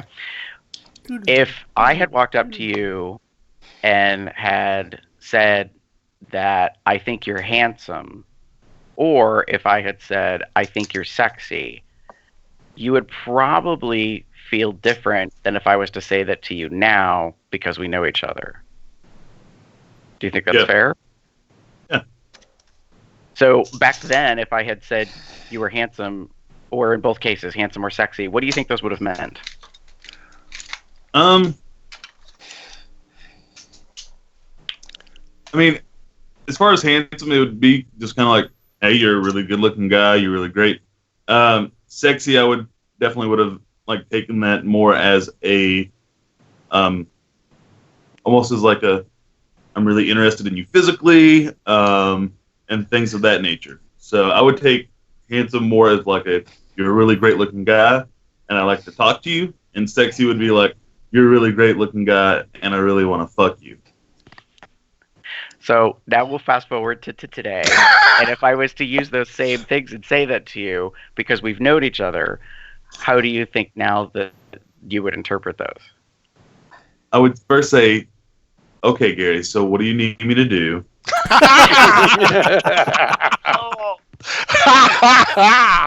Nice. Yeah, isn't it like every time we ask Kadrian to do something, we say, you say, hey, sexy? As another example? Well, and I guess, like, now that we do know each other, too, I don't know, like, I think because we've developed that kind of friendship and stuff that we know each other, I think there would be, I don't know, like, I feel like we would be a little bit, like, a lot more direct when it comes to, the physical stuff. So, like, I would take sexy and handsome almost being very similar now because we have that kind of connection with one another. Right, and that was what I feel as well. Like, if I was to see you and we were in the same place, like at a bar or at an event, and I was to say, hey, sexy, I'm not trying to come on to you. Where right. I think before we knew each other, because we're strangers, if I say, hey, sexy, I think that is understandably probably seen as flirtatious, like, like you were saying. And that's I think part of the thing that Chester's talking about is when it comes through in an app or a text or whatever. I think that's part of the context. Do you know each other or do you not know each other? Because yeah, like when I reach out to our guests to come onto the show, I usually start with a compliment, like "Hey, handsome," "Hey, sexy," what's going on, bud, just whatever it is. Sundival to said kinda, pro tip: applying goof off direct to glove makes removing Sharpa from shelving easy. Wow, voice to talk on another thing is probably the bad thing to have on. Sorry. That was completely and totally random. Thanks for that. That was a crazy non sequitur, and all I know is it sounded like it was talking about applying lube to something. Yes, that's what I heard, and I was like, "What?" So, applying goof off direct to glove makes removing Sharpie from shelving easy. What's that? Gotcha. I suppose a goop off. I think. Yeah, he's trying to remove Sharpie from shelving. Okay, so that was from my Raid Teams thing, which I had voice to chat on. So I'm gonna turn that off. So in other words, you're multitasking. Yeah, something like that. Yeah, so I think this kind of gets us to the other article that we referenced earlier. So BuzzFeed News has this article. The title is "This Woman Inspired a Dialogue About Agreeing with Men's Compliments and People Are Nodding." Now, granted, this is about women being complimented and how they reply when they get the compliments. But I think I posted it and I said, I think this is an interesting social experiment that I'm curious a little bit about. I have never been one to do this, to immediately agree when the compliment comes, because I've always thought that that's very conceited, and that it's, it's not in my personality to immediately, I don't know, like to come across like, that I already know this and that you're not telling me anything new. And therefore, like you're not really making that big of an impression with me by telling me something I already know. Yeah. It's kind of the way I interpret it, but it's very interesting because, this whole thing is about, it comes from this concept of this, I think they're tweets. Yeah. Said, "Piss off a man today, tell him you agree with his compliment of you." And the concept is that when you agree, the man isn't really paying you a compliment. It's an underhanded way of like seeing you as a person who doesn't see themselves as a strong woman. Yeah. And I thought that was amazing because it kind of made me wonder, like, is that also applicable amongst men? As us, men who are attracted to men, like would it play out the same way? Like if someone was to give me a compliment for me to say, "Yes, I agree, I am sexy. Thank you for recognizing it." To me, that's what I was going with before, where not necessarily my interested, but I've had the person say like, when I've said thank you or I appreciate that. I've sometimes said I appreciate that because I appreciate your compliment. I appreciate that you're seeing something that I kind of already know. I know it sounds. Some people say it sounds cocky. I think it sounds confident. It's like, yes, I know I'm handsome or sexy or what have you, or whatever word you plan to use to describe me. I loved this article because that is something I feel people need to understand is you can be positive about yourself. You could be understanding like you're a attractive person, you're a sexy person, you're a whatever. And if someone happens to say that, of course you're going to say, yes, well, thank you very much. I appreciate that compliment. Well, I know. And it also depends on the way they come back. Like I think one of them, somebody said that she was sexy, and she goes, "IKR." So I know, right?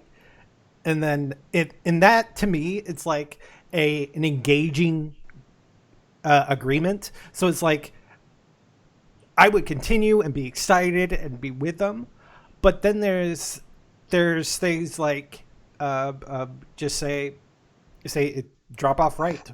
It's just especially if it's in text, it's like I know. If you just say I know, then it's like I'm being conceited. Like shut up, don't talk to me anymore. And then, like their attractiveness level drops like a rock for just being so. But if they're like, thanks, I know, that or something like that, it gets a more exciting, engaging sort of things. But if you just say, I know, I think it's kind of the tone or how you would how you have to receive it, of how it's said. Because Right. I mean, like some of I the agree. things she said, I was like, in that article, I would have been. I don't know how these guys just like flipped on the how that attractiveness level dropped, because especially in text, it can be difficult. But if it's just I know, and that's it, then it's conceded attractiveness drops. Usually at that time, I just back away. Unlike these guys who are just assholes. But Well, the concept is, they say in it, generally we're taught that we're not supposed to compliment ourselves. And then it goes on to say, but I think this is universal. It says when a woman does it, she needs to be humble. I think that's just universal. Like, I don't think often anyone is expected to just immediately agree with it, unless that's part of maybe your personality, like the culture that you came up in. So I agree with that. Like, I've always been humble about it. Like, I just see it as a compliment. I don't really agree with it. But I also think that what you're saying, Jeff, and I agree with, is like tone is a part of it. Like, how you respond is actually a piece of it. I think you'll get a different response. Like, so let's say that, Chester pays me a compliment. There's a difference between, I know, right? As opposed to, thank you for the compliment and affirming what I believe. Like, granted, one's more wordy, but I'm trying to give the impression, like, I see it as a compliment. I'm thanking you for it. I already acknowledge it, and I appreciate, like, the affirmation. Yeah, but nobody talks like that. You've known me for how long now? But also, though, too, are you getting that tone through, like, go text? on, right? What were you saying, Ray? How do you like get that kind of tone though through like a messaging? But even then, like for me, like I think we live in this culture now where everyone's throwing some sort of like underhand shade. Where if you're like, "Thank you, I'm aware of this. Thank you, I appreciate you complimenting something on that I know." People are like, "She's full of herself." Yeah, and like, because like working in the drag scene, it's something that it. For the longest, like anytime someone would be nice to me, it's just like, but why are you being nice? Yeah. There's something extra, and so I think that could have an issue, especially when doing it over text, because you can't read emotions. It's almost like they should have a place where people could go meet in public rather than over a screen, whatever sort of thing that could be. Really? You mean like a place that serves beverages, maybe food? I mean, that would be cool. Like, or, maybe some sort of music, maybe some atmosphere lighting, something that really kind of. Yeah, but if there's music, it can't be too loud, though. No, true. Because I would want to engage with people and talk to them instead. Hi! How are you? I'm doing great! How about you? What? Girl.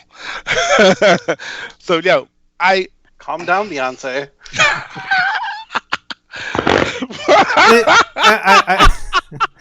I'm just trying to show how I feel at bars. Oh, a lot of bars. Right. I think atmosphere is a part of it if you're going to actually have a conversation with someone.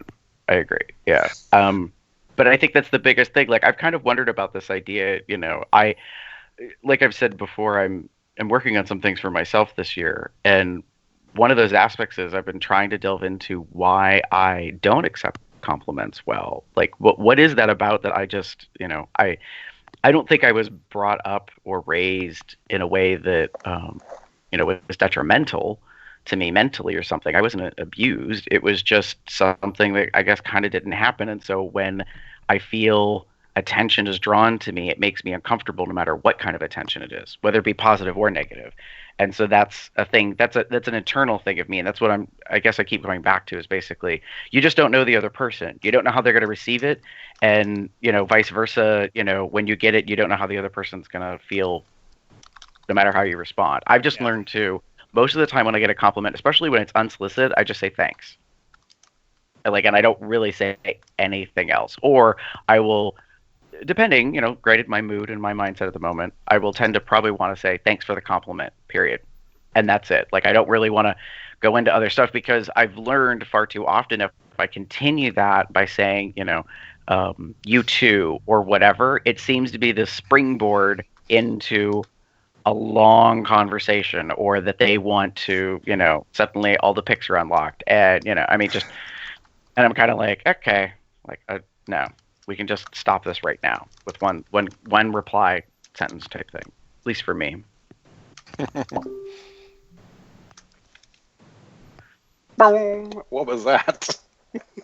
That was you messaging me, alerting all of us. Computer. Oh, sorry. It's okay. Yeah. But maybe you should put it in the other chat. Well, that's fine. Sorry. Okay, so there's another point to all this that I want to bring up. What do you do when you give somebody a compliment and they essentially reject it? If I'm talking to somebody on Growler or whatever, and I'm like, hey, I think you're really attractive, and they come back with, well, no, I'm not. There is nothing more that's more of a turnoff to me than something like that. Because basically you're saying to me,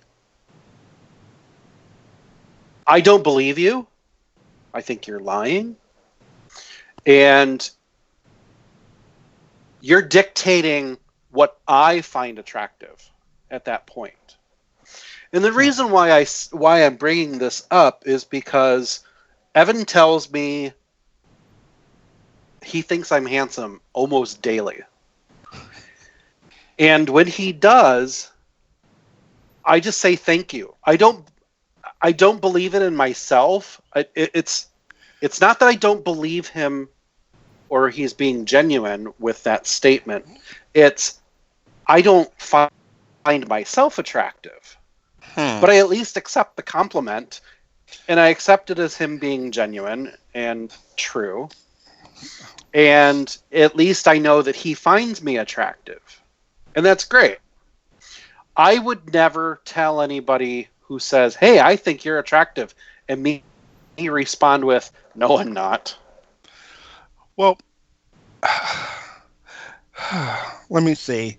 A lot of that also, gosh, this gets deep and philosophical and psychological. Well, that's kind of why I brought it up over in the chat and was like, I don't know if I want to bring this up or not. Because to me, a lot of it has to do with that the person receiving the compliment, their feelings about themselves, their self-confidence, their personality, what have you. If someone were to actually say, no, I'm not, I know it sounds weird, I may just kind of laugh it off a little bit and just go, no, you really are. Like, try to reinforce the compliment. Aww. Just to, like, say, like, hey, I know maybe you don't see it in yourself, but I wish you would. Yeah. Well.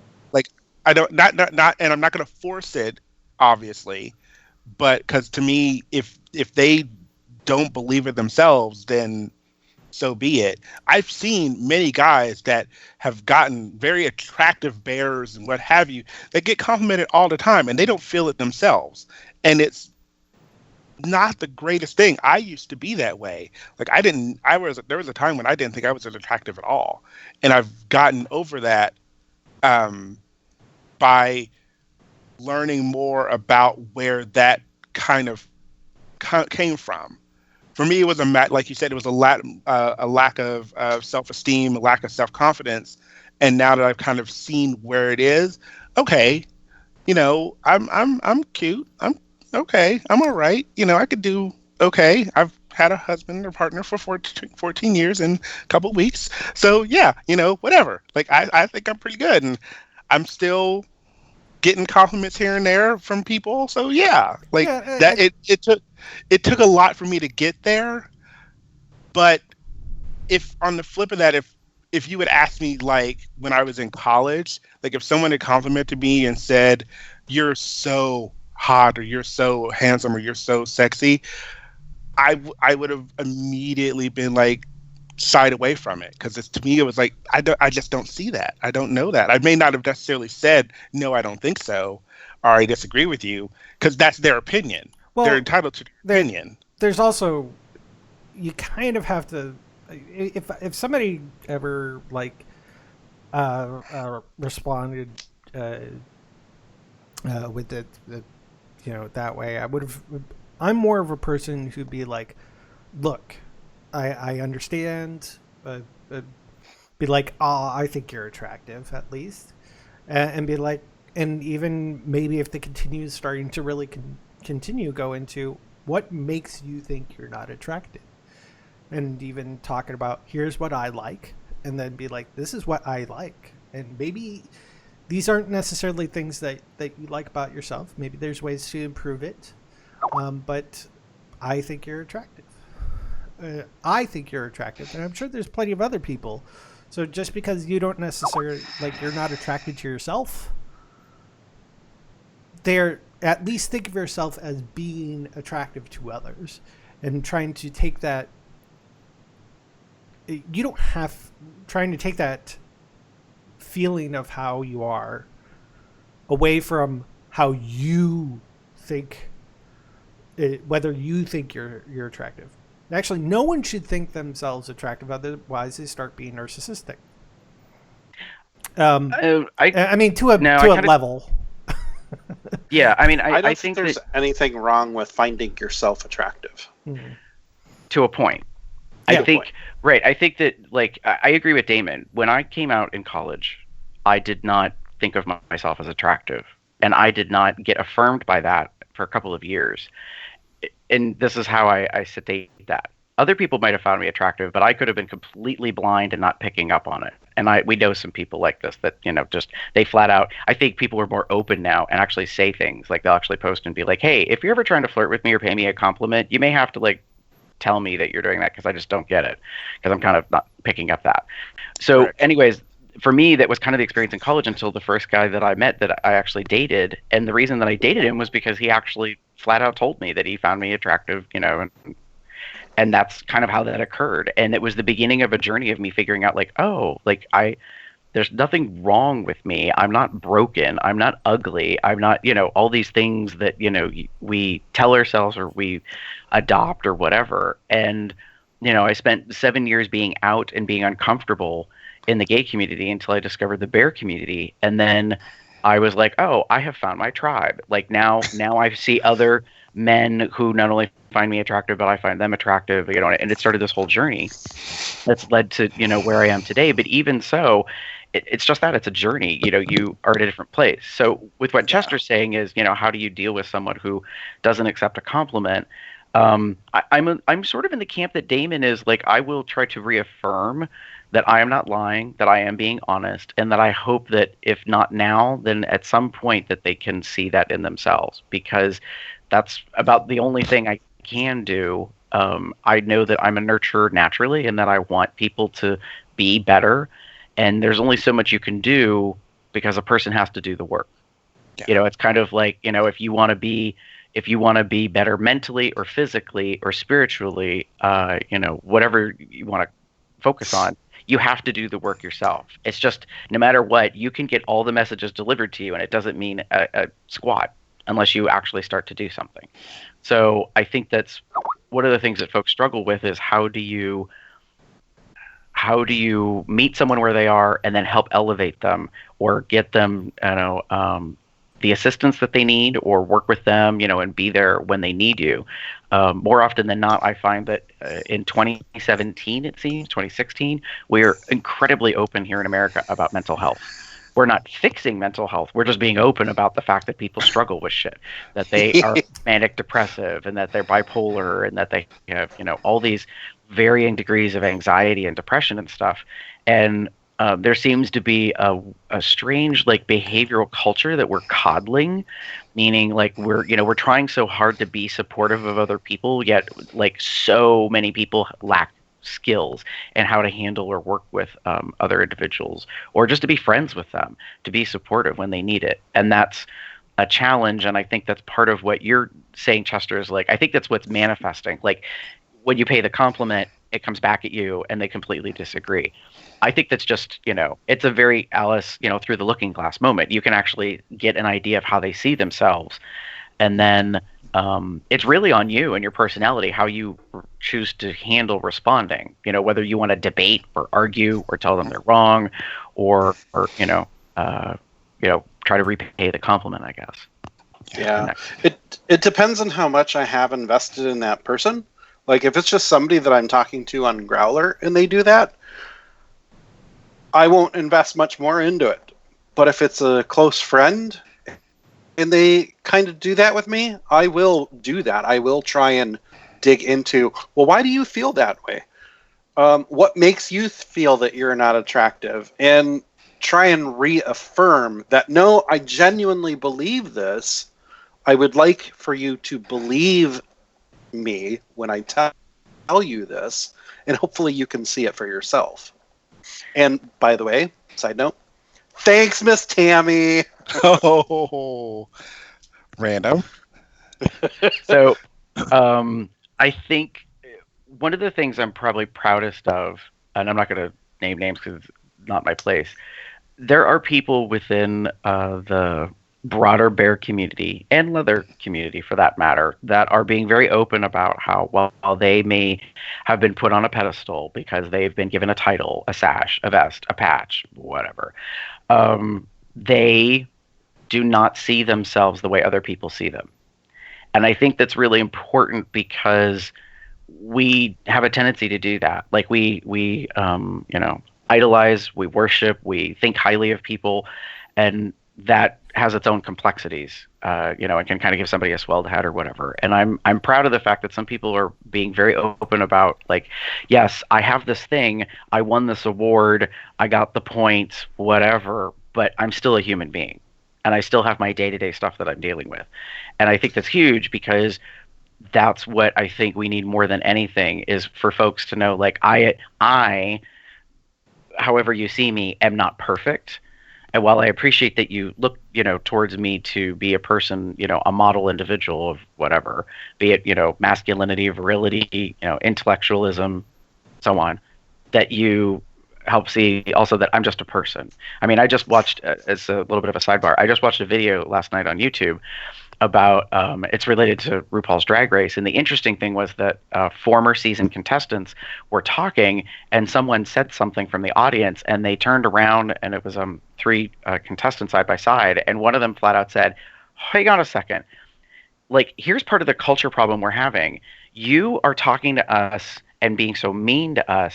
And, like, you can disagree with us, you can have an opinion, but there's a line, and then you make it, like, personal as an attack, and that's uncalled for, because we're still human beings. And I thought that was interesting that they were trying to, like, in a way, address and say, you can hate me, you can not like me, you could disagree with me, and that's fine, but there's a difference between, like, telling me that you don't, this, that, and the other, and then it goes a step beyond sometimes, and people say really mean stuff. And I think what I'm drawing is the parallel, like, it doesn't matter where you come from, what your circles are. The reality is, we're all just people. We're all just, as someone posted recently, and I've already felt this, and I was glad they posted it. I'm just energy on a human experience journey. Like, I'm just doing this thing. Whether you believe in the concept of a soul or reincarnation, your spirituality, religion, so on and so forth. It's just, you're doing this thing. And so I think when you kind of take a moment and maybe step back or whatever, you recognize, like, while I may think that, Ray Smith, Mr. NAB, Bear 2016 is the best thing since sliced bread, that's fine. The reality is, like, I also need to know that he's just a person. He has a job, he lives a life, he's got stuff going on, he's got a husband, I mean, that's the case of things. And I think far too often we kind of, like, tunnel vision it. And I think that same thing's happening with Chester when you were saying you give someone a compliment and then they disagree with you. I think, like, this is what's happening. Like, you're just having this, like, finite moment.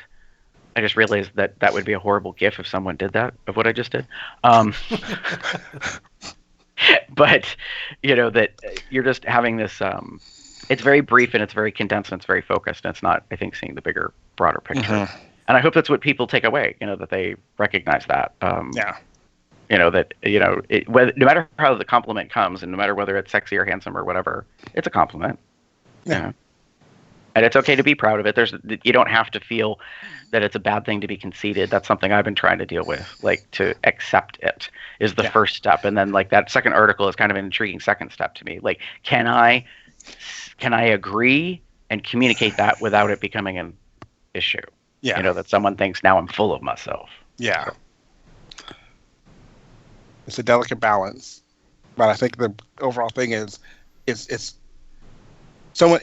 humans being nice to one another. Generally. Like, if I'm giving you a compliment, that means I'm trying to say something positive to you in appreciation of you as a human being. And I agree. I feel like if you accept the compliment graciously, then that's all that it needs to be. It's like, hey, thanks. I really appreciate that. You never know where someone is, like we've talked about, where someone could be in a really odd place, and that compliment is what picks them up. So I'm a big believer in complimenting people. I randomly talk to like, that's when I love, like, Growler and other apps like that, because you may be like 1,000 miles away, but if there's something, like, I've looked at your profile and there's something about it that I really want to compliment, I will compliment you. It doesn't necessarily mean it's going to go anywhere at all. I randomly complimented the guy who's out of California because it was a redhead kind of daddy bear. I was like, that hit a lot of triggers for me, so I just said hello, and he said thank you, and that was kind of the end of it. We asked him how he was, and he said he was fine and doing well, and he appreciated someone reaching out to him. That was it. That's all. Sometimes that's all it has to be. Yeah, I think that's the big point is, you can just have a conversation, and it doesn't have to turn into this, like, send me your dick pic. I mean, it can, but it doesn't have to necessarily be that. Speaking of complimenting, are we ready to move on? Yeah, I think so. So we're about to compliment people on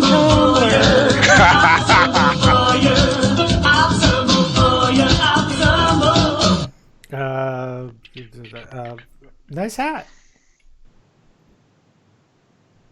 Oh, I thought you were talking to Ray. No. Oh. I suppose Ray's hat is a nice hat. Don't get me wrong, but I'm actually talking about the hat, which I'm not quite looking at the hat. It is a nice hat, and so is the whatever it's around. This is somebody that I brought up before. Yeah, I was gonna say I recognize the name. Yeah. So, guy got a new bearskin hat. Decided to take some pictures of it while not wearing anything else. But it's strategically placed. Yes. In some of the photos, so it's not a complete XXX show. It's close though. He's very cute. He's a nice, good-looking guy. Mm-hmm. He's got random art, like ink, on him in different places. They all seem to be different things. So, cool. He's adorable. I want to hug him and squeeze him and fuck him. Name him George. Oh, David. Oh my God. Okay. Oh, sorry. Okay. So yeah, these are a few of my favorite things. The shirt says it all, and the guy wearing the shirt is not bad looking. So you have to remember, we have people watching us live, and they can't actually see what we're seeing. So you need to be descriptive. Well, the shirt says pizza and anal. So it's a red sleeveless shirt, and it's done in the font of Netflix, and it says pizza in huge letters, and then below it says and anal. And I'm sorry I have to say this, Ray. How did this man steal this shirt from you? Well, I'm more of a burrito and anal kind of guy myself. So it's really the Not choice of necessarily in food that order. Yeah. or together. Yeah, I mean, love. Or would it even be better if it said White Castle and anal? No. that's a whole different section of Craigslist. No. No. This is No. from Mr. Barry Grande. Cute. If you're following him on Tumblr, and he's a cute cub, and there's our bear, and he's got a nasty pig jock on, so he's matching his red shirt. So it all just kind of works well together. I would love to have pizza and anal with him. I would too. So, yeah. Anyway. Chester. Oh, wait, hold on. I'm confused, Things. sort of. About Chester. What? what are people confused about? No, go ahead. I'm trying to Oh. go ahead and talk about yours. I'm trying to figure something out. Oh, okay. Mine is to a gift set from Kabuto Cub. It's him sitting at his desk. I'm presuming watching some porn, and he's rocking in his chair, and he is rocking on his cock. And at some point, he pulls out a fleshlight and finishes himself off. And it's all sorts of yummy. Yeah. So here's why I was confused, because he didn't post it originally Oh.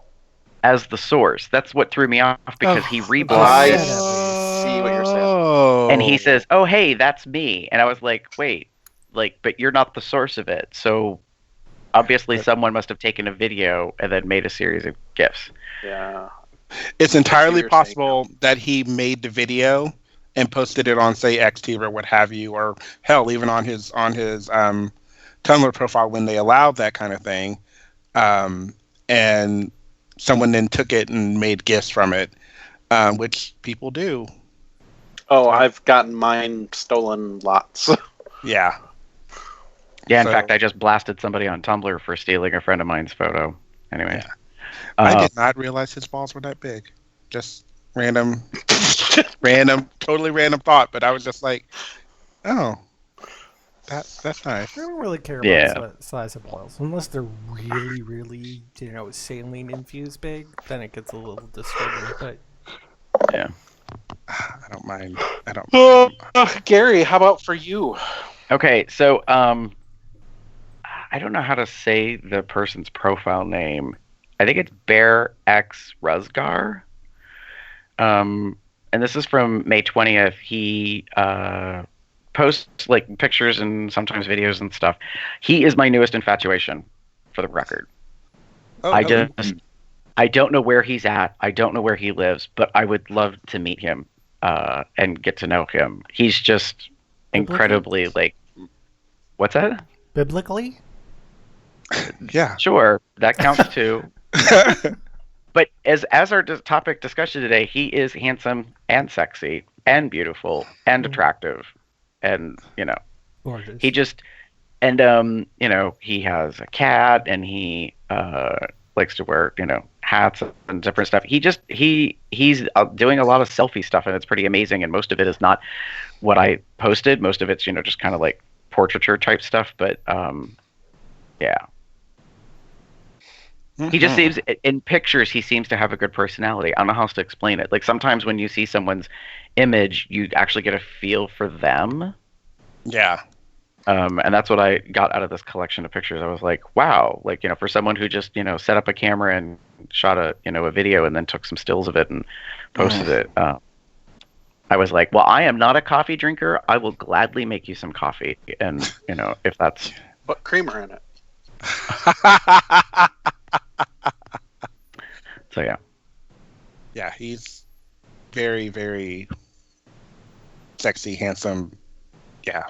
Yeah, I mean he's thick built from head to toe, shaved head, with just like maybe about a quarter of an inch of hair. He has that interesting beard where there's no mustache, like no upper lip area.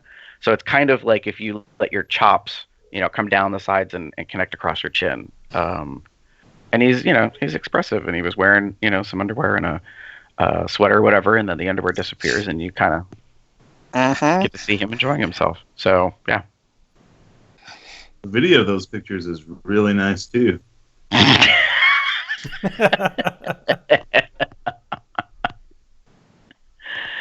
So yeah, he was just someone I randomly happened to see, and I was kind of like, oh, well, hello. And if I really find the person, attractive / interesting based on whatever I've seen as a post, then I will usually go to their profile and look through their profile.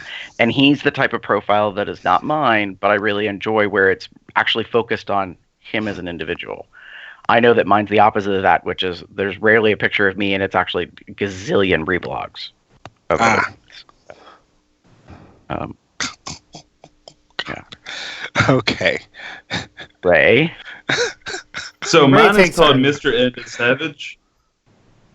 It is essentially a video of this little girl hitting a horse on its side, getting mad, and then hitting it in the front.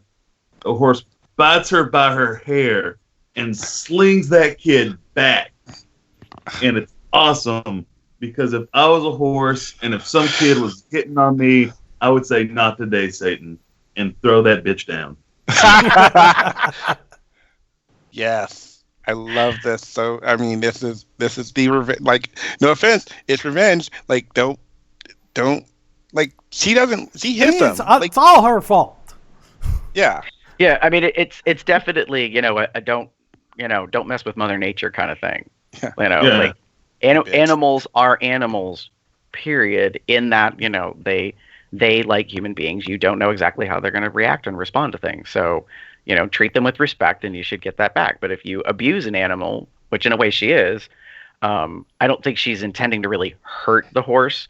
But, notably, she's apparently not happy, and when she punches it, and then kind of push. I think it's comical that she tries to push it because it's I think it's a Clydesdale or close to that breed. I'm kind of like, why is her hand you ain't gonna near move her it. crotch? By the way, is she holding something or? She's holding her. It looks like she's holding her shirt, or something. Whoa. Okay, I've seen that enough times. I got it. Yeah. It plays on the When you're Netflix. at an event and you don't give them consent. Grab them by the hair or maybe the neck or the shirt if they're wearing one. Just throw them aside. Anyways. Yep. Moving on into our links. So, in some sense, this should be like two of them, but I'm showing the latest one. In the previous couple of issues of AJ and Magnus, AJ was watching some films, being like, none of these relationships are like how.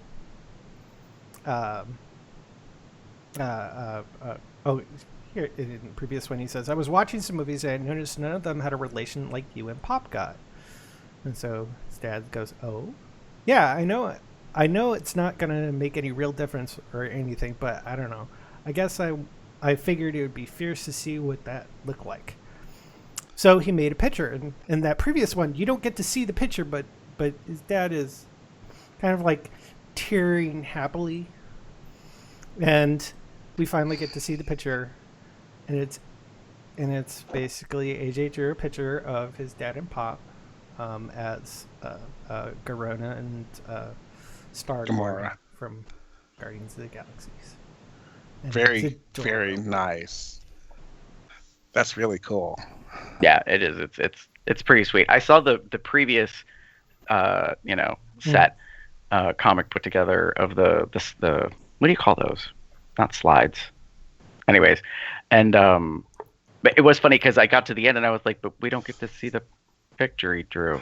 So now I'm glad that you posted it because I didn't realize that was the next thing to come. I actually support them on Patreon, so Like I Nice. get notifications when they come out, and this was like freaking awesome. So So cool. Yeah. Damon? So yeah, so Bob the Drag Queen is doing a movie called Cherry Pop, and so here's a trailer. So it features Bob the Drag Queen and I believe Detox and Tempest Du Jour, and there's someone else I'm forgetting. Oh gosh, I forgot her name. It literally just left my head. Son of a bitch. Latrice Royale. They're all in this movie, and I just thought I would share it. It's gonna, obviously it's gonna have a special screening here soon, and it's gonna be probably limited release out there. But it was just a really cool, fun movie take on new coming to drag and what have you. So, yeah. Yeah, Damon, a mutual friend of ours, Bob, in Ohio, he had posted about this, and I reposted it, and I said, I'm curious to see if it's the newest incarnation of kind of a smash up between like Tu Wong Fu and Trick. Like, it's in essence a drag queen comedy, but it takes place in a bar. So it's, kind of this funny mad camp kind of rompy little, over the top crazy looking situation. The concept basically is that a new queen appears that night for their cherry pop contest or whatever, meaning it's someone who's never done it before.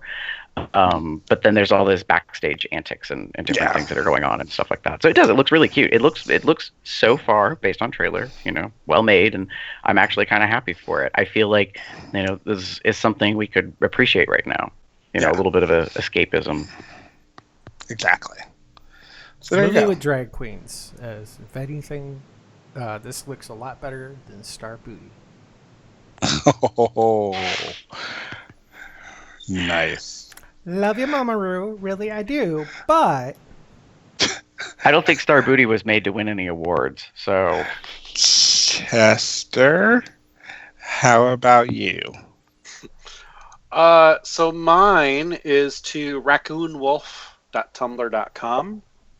He is a Taiwanese-based artist who specializes in anthropomorphic animals, furries. Huh. But this isn't furry porn. This is legitimate oil paintings of furries, basically. Well, anthropomorphic animals. I want to be very clear that it's not furries. It's anthropomorphic animals. Think of Zootopia. The first image that I saw, and I'm going to link it into our chat, was this wolf on a crotch rocket waiting at a stoplight. And I looked at this and I'm like, wow, that is some gorgeous work. Just in the sense of his artistic ability, he knows how to blend his paints well. He understands perception, line, qualities that make a good piece of art. And then you start going through all of his work, and it's like, wow, this guy is very talented. Yeah. And it's most of his work is all oil-based paint on canvas. Yeah, he has some good stuff. I'm personally not a big fan of oil painting, but that's because sometimes for me it's like it just seems messy. I know it's not, so it's just a personal thing. But no, I can see he has some really good stuff. Yeah.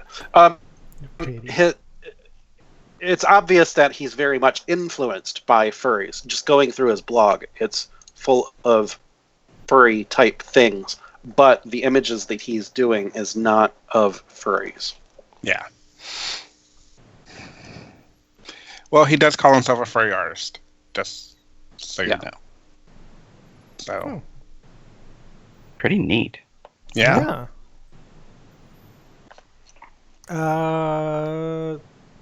Neither you or Gary or Ray, neither of you have a link last minute? Nope. Nah, No. Okay. not really. Hey, guess what, folks? That's the end. Oh. Plenty of ways to contact us. Pop over to our website, cubsoutloud.com, where you links to our store. You can also support us at gofundme.com/colstream. Shoot us an email at cubsoutloud@gmail.com. Leave us a voicemail, sexy or otherwise, at 361-COL-TALK. That's 361-265-8255. Play it on the show. You can also follow us on Facebook, Tumblr, Twitter, Google+, and, of course, subscribe to us on YouTube, where you could be watching us live. All in the appropriate part of the URL. Join us over in the Bear Underground, the official Bear website of Cubs Out Loud. Join us in the Cubs Out Loud Entourage group there. If you listen to us on iTunes, rate us. If you can subscribe to us at Google Play Podcasts. Stitcher Radio, you can give us a thumbs up. Find me anywhere on the internet. It says box, set box, puppy box, cub box, something or other. You can find me as Theater Cub 79 on Bear Underground, Growler, Tumblr, Hefty Net, our Facebook, or you can find me as pup_umber on Twitter.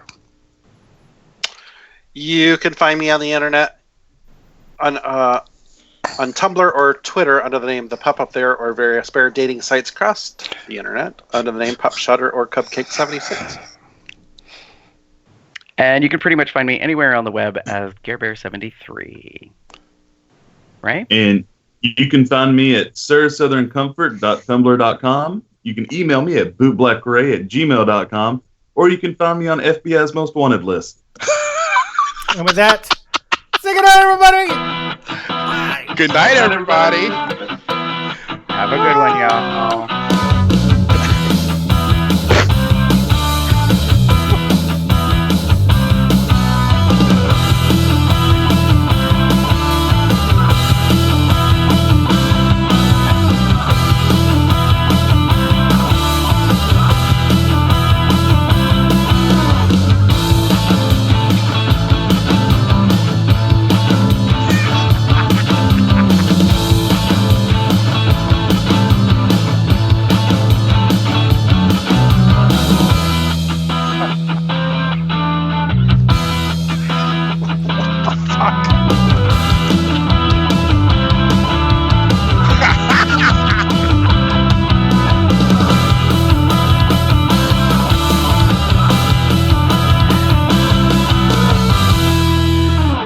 Okay, maybe I shouldn't have transitioned to the logo, like, right near the beginning of that. Oh. I don't know if Tammy is still watching, but I feel bad because people still steal her ball picks, too. All the time. All the time. All the time. Okay. Wow. It's in the chat. I see Tammy that. said, they steal my ball picks all the time. Ow. I love Miss Tammy. I like how Ray suddenly took it from the fan, and then Damon has a fan, and then I have a fan, and then all of a sudden Ray's like, "Oh, really, girl? Okay. Here, Becky, hold my things." Earrings, nails, hat, the whole bit. I see.